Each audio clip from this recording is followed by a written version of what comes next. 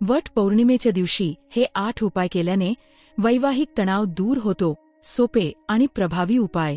नमस्कार मंडळी, आजच्या या खास व्हिडिओमध्ये आपण पाहणार आहोत वट पौर्णिमेच्या दिवशी कोणते असे सोपे आणि प्रभावी उपाय करायचे ज्यामुळे वैवाहिक जीवनातील तणाव, भांडणं, गैरसमज संपून पती पत्नीच्या नात्यात प्रेम, विश्वास आणि शांतता नक्कीच निर्माण होईल.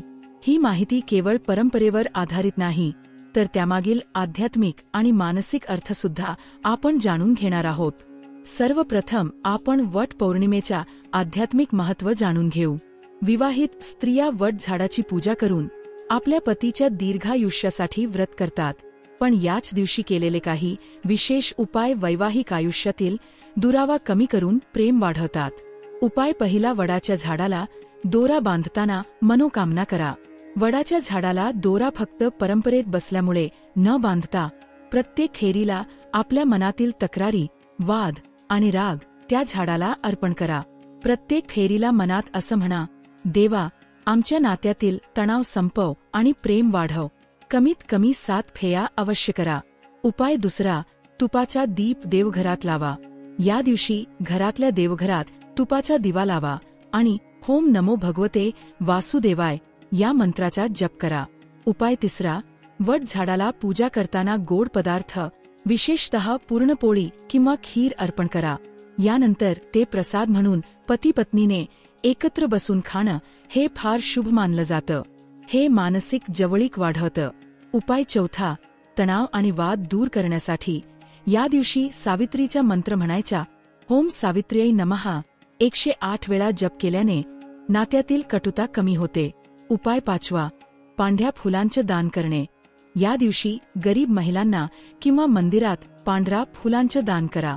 पांढऱ्या फुलांमुळे मनशांती मिळते आणि तणावग्रस्त वातावरण सौम्य होतं. उपाय सहावा. वट झाडाच्या मुळांवर पाणी घालताना तणावमुक्त जीवनासाठी प्रार्थना करा.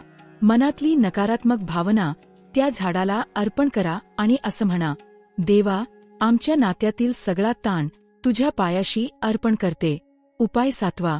एका मंत्राचा सामूहिक जप करा. कुटुंबातील सर्वांसोबत किंवा मैत्रिणींसह एकत्र येऊन ओम श्रीराम दुर्गाय नमः हा मंत्र 51 वेळा म्हणावा. घरात वाद संवाद, तणाव कमी होतो. उपाय आठवा. मिठाचा उपाय करा. या दिवशी रात्री झोपण्याआधी एका वाटीत पाणी आणि थोडंसं मीठ टाकून बेडखाली ठेवा. सकाळी ते पाणी बाहेर झाडावर टाका. असे केल्याने घरातील तणावपूर्ण ऊर्जा बाहेर पडते. या व्हिडिओचा निष्कर्ष काय आहे तो आपण थोडक्यात पाहू. वट पौर्णिमा केवळ व्रत आणि कथा सांगण्यापुरता मर्यादित सण नाही. त्याचा उपयोग वैवाहिक नात्यातील प्रेम वाढवण्यासाठी, तणाव दूर करण्यासाठी आणि घरात सौहार्द निर्माण करण्यासाठी अत्यंत प्रभावी पद्धतीने करता येतो. हे उपाय फार कठीण नाहीत, पण श्रद्धेने आणि प्रामाणिक भावनेने केले तर त्यांच्या परिणामाचा अनुभव तुम्हाला नक्की येईल. मंडळी, हा व्हिडिओ आवडला असेल तर लाईक करा, आपल्या ग्रुपमध्ये ही माहिती शेअर करा, चॅनलला सबस्क्राईब करा, बेल आयकॉन जरूर दाबा. धन्यवाद.